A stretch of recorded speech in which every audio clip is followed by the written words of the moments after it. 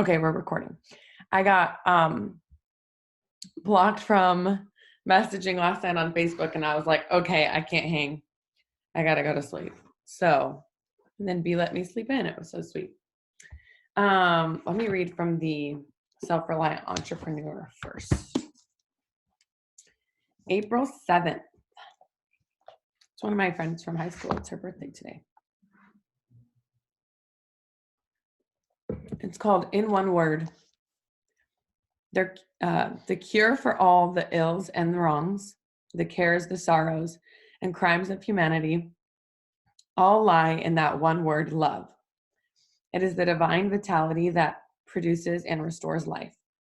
To each and every one of us, it gives the power of working miracles, if we will. Letters from New York, 1843. How does one define the word love?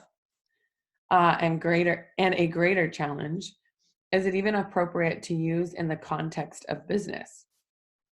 If indeed the cure for all or even some ills and wrongs is the goal of your journey, then perhaps expanding your relationship with the word love does make sense. Not in the romantic sense, but in the humanity sense. Do you know what makes you take risks? What creates connection? What inspires? These are all ideas that help entrepreneur ventures soar, and they're all based on some sort of love. Love takes courage. Love takes wisdom. Love takes honesty. Love takes loyalty. Yes, your dip is somewhere else. Go get your dip. You want mommy's? You can have one dip. Don't spill it. Love, okay. Maybe it does have a place in business. So love takes loyalty. Love takes... Maybe it does have a place in business. The challenge question is, what attribute of love is missing from your mission? Okay, I'm actually really excited to talk about this because, okay, sweetheart, go get you got your own dip, honey. I'm gonna tell you guys about my struggles the last couple months. What I've been struggling with internally with my team, and I know most of you are my team on here, but I'm going to tell you anyway, because I think that a good leader needs to be able to show their team what they've went through. And now that I'm through it, I can see so clearly at what I was battling. So this may get like a little bit personal, but I want to explain it to you guys. And Katie, I'm so glad that you're on. I know it's early where you're at, but I'm so glad to see your face this morning.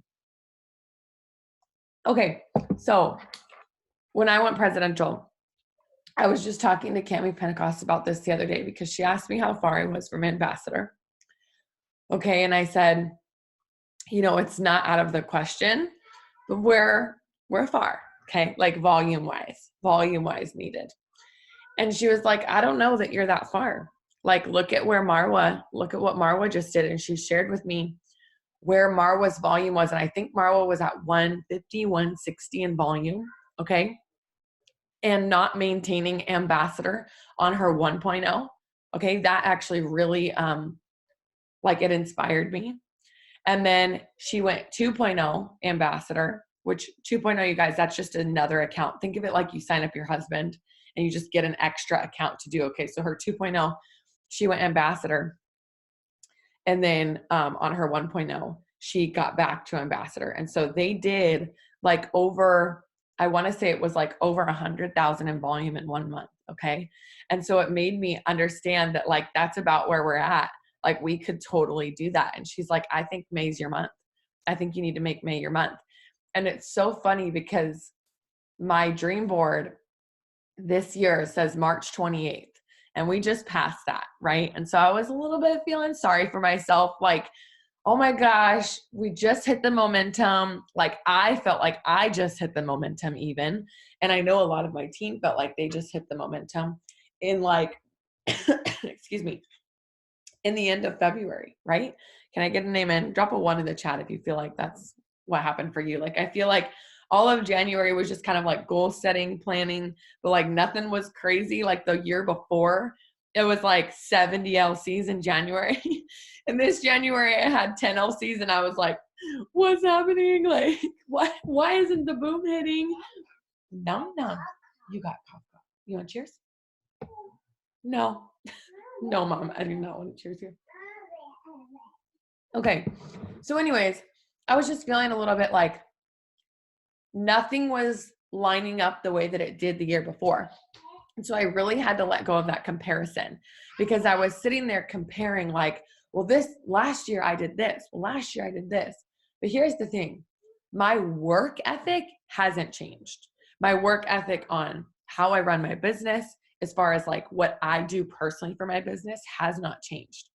My team, how I treat my team, how I run with my team, how I train my team has changed.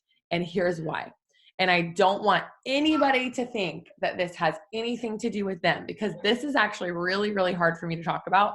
The reason why I said it gets personal is because I don't ever want somebody to watch this and think, oh, she stopped, working with people because of me, or she stopped believing in people because of me. This has nothing to do with anybody else. And it took me a very long time to learn that, okay? And it has everything to do with me. And I'm going to tell you about this change. There was a change in me when Huntley was born, and I became a lot more yellow. Okay, and so I don't know if this even pertains to anybody, but I want to explain to you what that did for my business. Okay, so I was redder than red. I bulldozed a lot of people. Okay. And I don't mean, and okay, before I go into any of this, and I talked about this a little bit last week, but I'm going to go into full depth, and I want everybody to understand as well. My heart. When I was bulldozing, and when I look back and see that I was bulldozing, dang well, I wasn't doing it on purpose. Okay. I was a red personality. I was seeing the promotions. I was seeing the paychecks. I was seeing the money. Okay, that's what I was seeing. And so when I looked at a chart, and a lot of you that are yellows, right? Cami asked me this. I said, I attract only yellows, for real. Like a lot of the people that join my team are reds and yellows. That is their primary color. And she goes, you have a lot more yellow in you than you think then. Because if you're predominantly red and you're attracting yellows, then you care a lot more about others and their success than you think you do, And of course I do. Of course I do. But I didn't realize it. When I first started, this was all about me. So I bulldozed a lot. I would tell my team, look at that diamond chart. Do it on your own. Do it on your own. Forget everybody else. Do it by yourself. If you have to do it by yourself, do it by yourself, because that's what I was doing. So I was kind of training in that aspect, in that way. But what I was realizing is that not a lot of people were taking the reins and taking off that way. And that's not a bad thing. What that meant was they needed some sort of different training.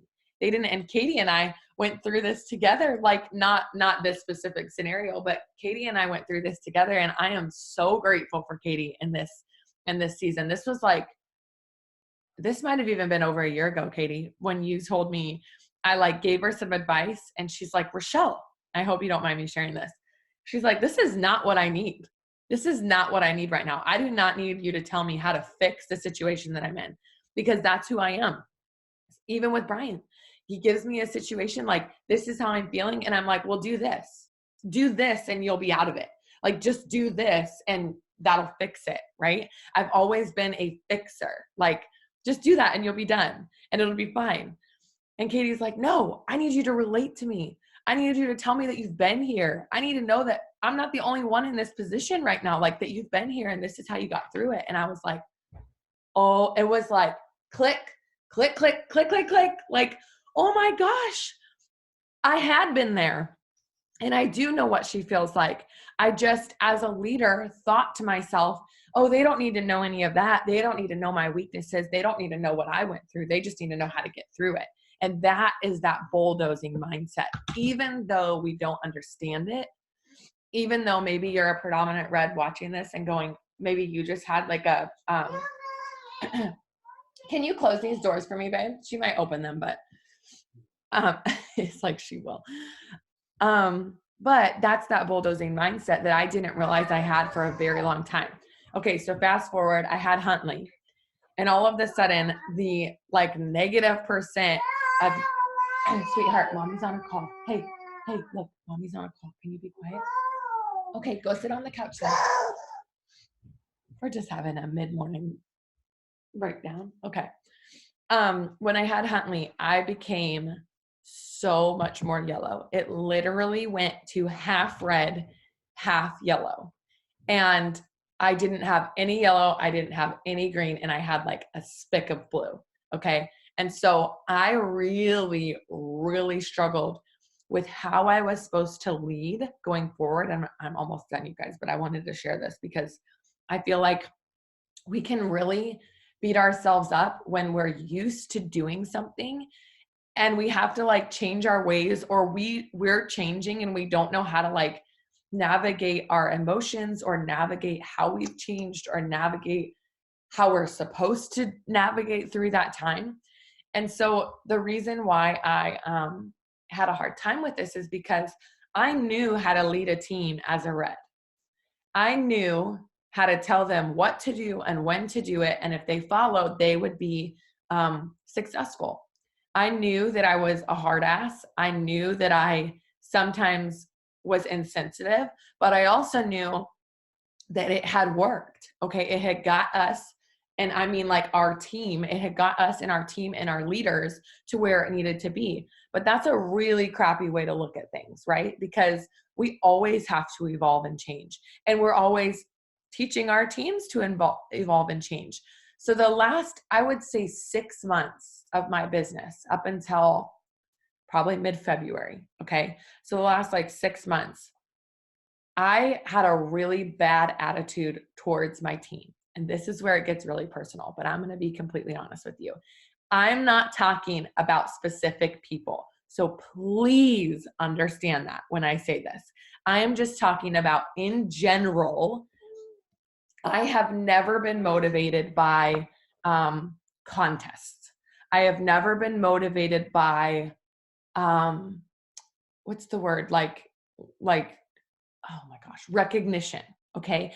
I have never been motivated by power hours. I've never been motivated by any other. Drop a 2 if you can relate to this. And again, this is not me picking on anybody. This is not me singling anybody out. I have to be like straight up front with you guys because I'm just sharing my personal outlook on the last 6 months of my business. Okay. And so when people would come to me, and again, if you have, this is not based on you, when people would come to me and say, when are you going to do power hours again? I need you to do that. When are you going to do your wake up with Rochelle's again? I need you to do that. And again, this is all me. Please understand this is all me. I'm just sharing my heart. They would say, when are you going to do the leaderboard again on your page? All of these things. And I would literally look at Brian and go, I'm never doing them again. I'm never doing them again. That is how rotten I was. Like I seriously was like, no, how do I teach my team to do these things without needing anything from me? Now, that sounds selfish and wrong coming out of my mouth. But what I really was trying to figure out is how I was going to lead my team without being so dependent on me. Does this even make sense? Like, I hope you guys are taking this the right way. Because it's really hard for me to talk about because it's something I very recently struggled with, right? And it was never like me being mad, like, I'm not ever doing a wake up with Rochelle again. Screw these guys. Like it was never like that. It was this internal battle of like, do they seriously need that to work their business? Do they need me to do power hours to work their business? And where have I gone wrong? Because I don't need Shelby to give me a power hour. I don't need her to tell me that I'm doing a good job to work my business, right? But things changed when I became a yellow and I started to realize why. And I get like, that was 2 years ago that I became more yellow, right? Because when Huntley was born, but the last 6 months, I've really like allowed that yellow to come in. I straight up for 1.5 years was like, I am not yellow. Like, I will not lose my red personality. Like, I can't do this, right? I was so terrified that I would lose who I was as a leader if I allowed that yellow to come in. Now, what I realized is yellow was actually the best thing that ever happened to me. Okay, Amber Parker is a through and through yellow. Cami is very yellow. They have the majority red, but they have a lot of yellow. And what drives them is when we see others' success. Okay, and that has always been me. When I see other people succeed, that has always fed my inspiration, right? When I see people come to me because they're so grateful that I shouted them out, okay, you might notice that in the team page, I'm doing a lot more recognition. Y'all, that fills my soul like I can't even explain. I have been on fire. I have been passionate. I have been excited. I have been so much more inspired that literally I wake up every morning and I'm like, yes, who signed loyal customers yesterday? Like, I can't wait to shout them out. And like, I never in a million years used to be like that, because I used to think, yay, you did your job. Like, that's so awful. You guys, I'm just telling you my heart. But that is how I felt. I would be like, what? Like, they signed a loyal customer. Like, that's what we're supposed to do. Like, why do people need to be told good job for that? Because, once again, this is all internal, because I felt like I didn't need a good job. But when I started getting good jobs, when I started getting recognition, when I started getting noticed for the hard work that I was putting in, I changed like completely. And I was driven mainly on getting recognition. Okay. Serious change in my brain, like going to Costa Rica changed everything for me. It was like, and I'm still a little bit weird. You guys know this. I've told you this before. Like, when people, I'll never forget this. And if Ashley watches this, she'll be dying laughing. But we were at Ashley's house and her sister-in-law was over and we were playing cards. And it was right before Costa Rica. And she was like, yeah, Rochelle travels the country full time. And she's like telling her sister-in-law about this, right, sitting right next to me. And she's like, also, she's like a baller in our business. And she just like won this trip to Costa Rica. And I literally stood up from the table, walked into her pantry at her house, grabbed a bag of Oreos, started eating the Oreos like I was like stress eating, because she was giving me recognition, because she was proud of what I have done, right? I was so uncomfortable. And still to this day, when people are like, you know, oh, will you do a Zoom with me? I'm like, what? Why? Like, why do you want to have a Zoom with me? Like, I get hot and sweaty. Like, I don't understand it. But when I do it, I feel on top of the world. I feel like, wow, they asked me. Like, they wanted me to do this. And it makes my heart so full. So I started realizing, okay, if I'm changing, then I need to change the way that I'm going with my team. I need to change the way that I look at my team. I need to stop comparing them to who I was and what would be good for them, and start doing what is good for them without me in mind. Okay. And so this took a long time, and it took a lot of, I'm stubborn, y'all. If you haven't figured it out, I am very stubborn. Okay. It took a lot for me to start doing this recognition, and not because they don't deserve it. Brian will be the first one to say this. He said this to me the other day, because I was like losing my mind, and I'm like, how could I have not recognized them for this long? Like, I was feeling just really upset with myself. I was just like, how could I, this is so simple for me to do. Why couldn't I do it? And he was like, that's not true though. You recognize your team all the time. You tell them when you're voice messaging them how much you love them. You tell me how incredible your team is all the time. He was like, you give them credit. You just don't do it to their face. But that's the biggest problem, is that they didn't know how I felt. They didn't know how much I loved them. And okay, full circle here. This book this morning was talking about love in business. And that is what it made me think of getting back to truly being passionate and just loving your team. Our enrollments are through the freaking roof, you guys. And the only thing that I have done differently is I am doing, and I'm giving all my secrets away right now, but I am doing a shout out daily of somebody. Maybe they did a really good post. Maybe they sold a ton of samples. Maybe their leadership is great. Whatever it may be, I'm doing one shout out a day on our team page.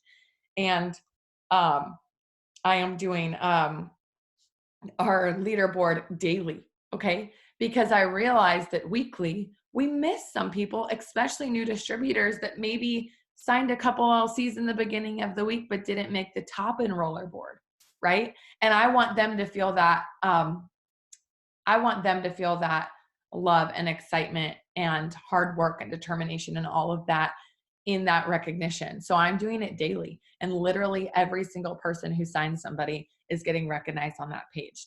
And I don't know, maybe, maybe it's a silly way to do it. Maybe it's not. But what I will tell you is that daily I am getting messages from people saying, you have no idea what that meant to me. And then they're going and signing more. I'm seeing people who are like, oh my gosh, I just got recognized. I'll never not be on that board. And then they're like going for it. Like, you're seeing people come out of the woodwork of this is their love language. Now, not everybody is motivated by recognition, right? I'm one of them. Okay. So I still have a lot to work on of like how to like get the masses of how I'm going to show that love to every single person on my team, because they might not all be yellows. They might not all be reds. Right. But I'm working on it. I'm actively working on it. And I'll tell you this, I've never felt this good as a leader. And it's crazy because, and I'm almost done and I'll go to the devotional, but I have been like, back before we went triple imprez, like in the whirlwind of like promoting to triple imprez, like how hard we were working and like how long of days I was working, Brian is literally having to pull me out of my office at the end of the day for dinner now. Like, that's why I got this all set up. Like, this is how it used to be for me. I have a new fire and a new inspiration, and it's because I'm excited to help others promote again. Does that make sense? I didn't lose sight of that. It wasn't like I was like, screw y'all, don't even want you to promote. Like, it was not like that. It was just something that I was internally struggling with of like, who do I help? Because as a yellow, when you have a lot of people to help, you're like, which one do I help? Like, I can't help her if I can't help her. And I can't help both of them if I can't help them. And then you just shut down, because then the red takes over and I'm just like, screw it, not helping anybody, because then I won't feel bad. You know what I mean? And so it's like a double-edged sword. But I'm really coming into my yellow. Actually, Cammie recommended a book to me. It's firstborn related. I don't know if that makes any sense, but like, she's like, are you the oldest in your family? And I was like, yes. And she's like, I can tell. You need to read some firstborn books. And apparently they're like all about leadership, because how I've been my whole life, and I know I've like talked your guys' ear off, how I've been my whole life is I have to be the best. And I don't necessarily know that I was taught that. I think I just felt that, like, in my whole life. Track and field, y'all, I was first in the state in high school, all 4 years. Okay. I had to straight up be the best, or it wasn't good enough. Like, it wasn't good enough for me. It wasn't good enough for my dad. And don't get me wrong, my dad never said those words out of his mouth. He never made me feel that way. But I truly felt like I was nothing if I wasn't the best. Like, I had to work harder than anybody out there. And this transfers into this business. Am I right? Like, I work harder than anybody that I know. I do. I work so freaking hard, and I have for 3 years, but that doesn't mean that you don't get burnout. I got burnout of track, and I've been burnout in this business before, and you have to learn from that. You cannot run yourself into the ground. You have to give yourself time to rest and pause and give yourself grace for that change that you're going through when you have babies, or the change that you're going through when you like, my love language has changed. You guys, everything has changed about me since I've become a mom. And that's not a bad thing. It's all for the better. But I really struggled. I struggled with, where did I go? Can anybody drop a 3? Like, I got some mamas on here who are like, where did I go? Like, where is the old me? Like, why am I crying for no reason all the time? Like, why? I've never cried in my life. Like, why is this me now? And like, why do I not want Brian to ever touch me? Because that was my love language, you guys. Was physical touch was my love language. And then I had Huntley, and I was like, I swear to God, if you touch me right now, like, Brian, you better not touch me. It's like, because they hang on you all day long, and you're just exhausted, and the last thing that you want is for somebody else to freaking touch you. Do you know what I mean? So my love language changed. And me and Katie were talking about this the other day too. And oh my God, Katie, you have no idea how much better you made me feel, because I didn't know that this happened to other people. Like, I was like sitting there like, oh my God, I thought I was crazy. I thought I was crazy that everything changed for me.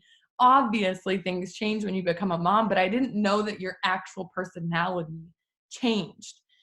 And like now my love language is affirmations, like him telling me that I'm doing a good job, or him telling me that, you know, I'm a good mom. Like that just like fills my cup. Or my other affirmations is acts of service, because y'all know, like if you can't finish a cup of coffee, like him just bringing you that cup of coffee means like the whole entire world. Like him making you a cup of coffee, I don't know, that's just my love language now. Like it speaks to me so much. And so anyways, I had to share with you because I finally feel like I'm in a spot now where I've really worked through all of that, where I'm accepting the new woman that came out of it, where I'm excited to see where this new woman can lead our team. I'm excited to see where this new woman can be better to her friends, can be more open, more honest, more wanting to share with people, because I've been so like on guard. I've been so on guard with like, what if,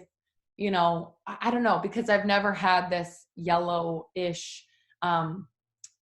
and I'm using yellow because it's just easy to explain, but like I've never had this yellowish personality. And so I've always just been that standoffish person. Like I don't want to get hurt. My walls are up. And with yellow, like with me having yellow now, like that's not even an option. Like I don't even know what walls are anymore. You know what I mean? Like I just get hurt over the silliest little things, and I feel things so much more. And so I've really had to allow that. I needed to accept it. I needed it to come through more. And I don't know if this is even going to relate to anybody. So I'm sorry, you guys, if it doesn't, but it's just been something that I've struggled with for a while. And I'm just excited that I'm finally past it.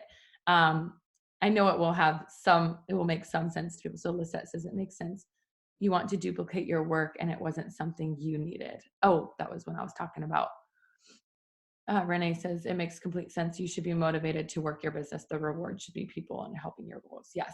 I'm so glad that you guys understood that, because I haven't shared this because I didn't want anybody on my team to think it had anything to do with them, because I am being dead honest, you guys.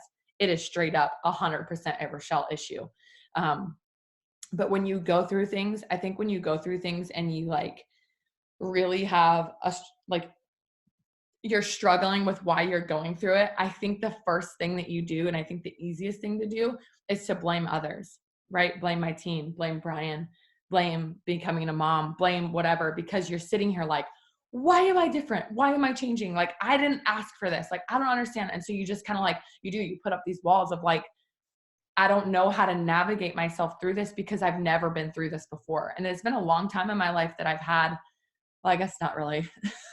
I feel like I've gone through challenges or like tragic events like every year of my life since I was like 10, but there's always a reason for them. And we always come out stronger. And I think this one just took me the longest to get through. Does that make sense? Okay. Our devotional is from this book, Find Rest. I'm going to read it.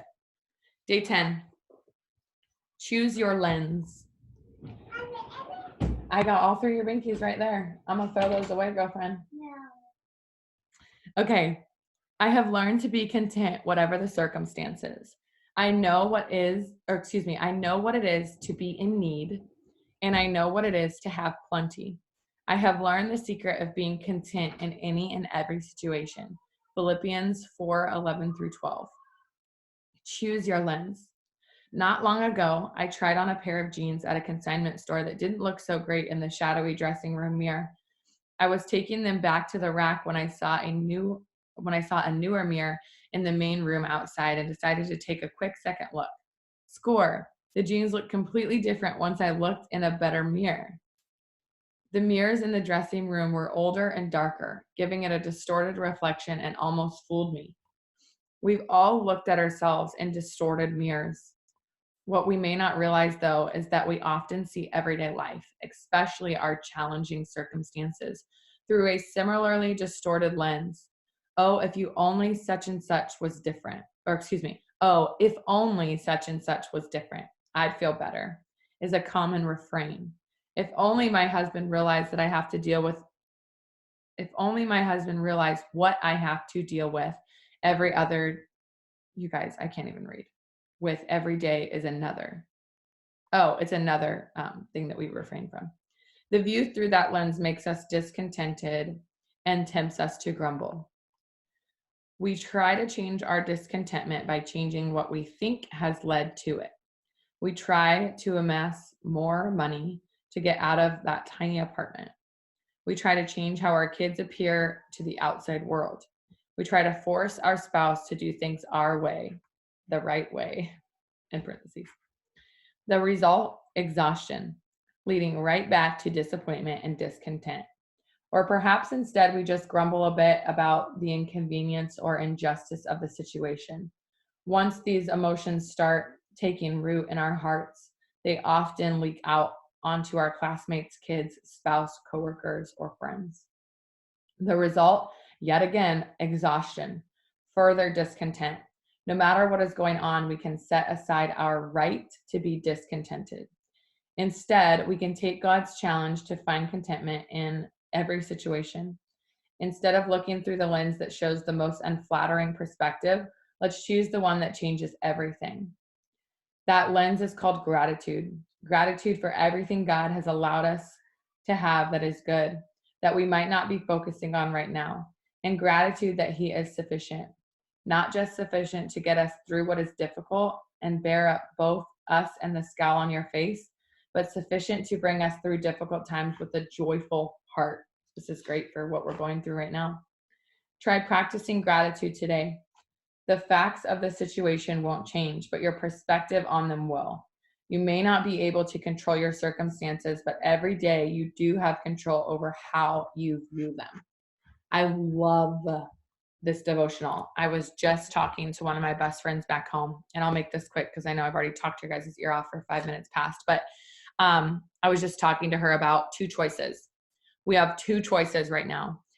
She lost her job, and she was a small business owner herself, okay? She lost her job. She has no idea when she's going to go back or if she's going to even have clients or a job to go back to, okay? She's terrified. She's scared. She built this business from the ground up. She loves it. It's her passion, and it was taken from her. And she's never done well with like uncertainty. Who does, right? But okay, I'll be right there. And so she was coming to me in a pure panic, which I don't blame her. I don't blame her at all.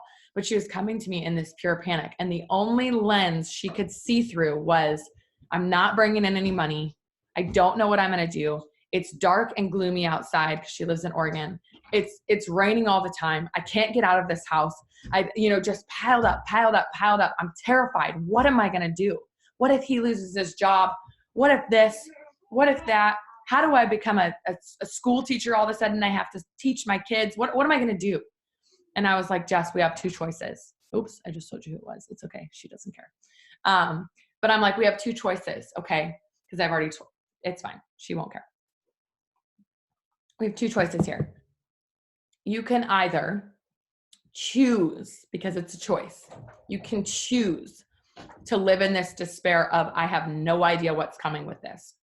Or we can be grateful, on the other hand, not that she wasn't, but we had to change that perspective, right? Or we can be grateful of the fact that we do have an extra income, because I've just heard you say that you didn't have an extra income, but you do, because it works over here on the side that you can start working, and that most people in your position don't even have that, but you do. So let's switch this perspective. You've got 8 to 12 hours a day right now, right? That's freed up, that you're not doing anything. You can. And you can sit on the couch and be there with your chest up in your throat, not knowing what you're going to do. Or you can put that towards something else that is also going to help others, that is also going to get you out of this mindset, that is also going to help you get up and be productive. And we can switch to that. And that is your second choice. We can go promote and get a freaking bonus right now if you want. Like, what do you want? Because you can live here or you can live here. And that all depends on where you're at up here. She came back the next day and was like, you are 100% right. I needed my time to dwell and be pissed and upset for whatever reason. And now I'm ready. I'm ready to go all in. And guess what? She's signing again. She's running for promotions. She's feeling on top of the world. And the only thing that shifted was her perspective. She made a choice. She doesn't want to be here. So she's going to be here. And maybe her job comes back in 3 days. Okay, cool. Awesome. That's amazing. But during the time that she was feeling this stress, she made a choice for the better. And so I don't know if any of you that's watching this is in that season, but we always have 2 choices. We always have 2 choices. We can either wallow and be upset. And I always say, and I think it's healthy, honestly, maybe I'm crazy, but I think it's a healthy thing. Take a day, take a couple, cry, be pissed, like do whatever you need to do, sleep all day, whatever you need to do to get that out of your system, to feel it, because it happened. It happened. Feel it. Don't act like it didn't happen. Don't act like you didn't just lose your job. Don't act like something tragic didn't just happen to you. Feel it, but then pick yourself back up. And Pam Souter told me that about my miscarriage when I was in Costa Rica. She said, feel it, mourn it, make sure that you grieve, but then get back up and don't you dare stay there. That's exactly what she said to me. She said, don't you dare stay there. And I was like, I needed that so much, to know that it was okay for me to begin my life again. Does that make sense? Like I was sitting there like, I can't work. I just had a miscarriage. I can't have fun in Costa Rica. What is that going to look like to others? I know that sounds so sad, but it's the truth. I was sitting there miscarrying during my Costa Rica trip. Okay. How could I have fun?